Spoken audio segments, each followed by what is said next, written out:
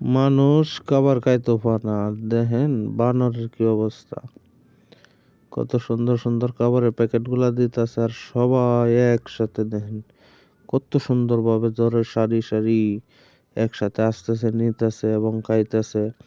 মানে মানুষের খাবারের অভাব হইতেছে কিন্তু বানর গুলার দেখেন মূলা একবারে এক প্যাকেট মূলা দিছে এবং সবাই একটা একটা নিতেছে, দেখেন কি সুন্দর ভাবে খাইতেছে।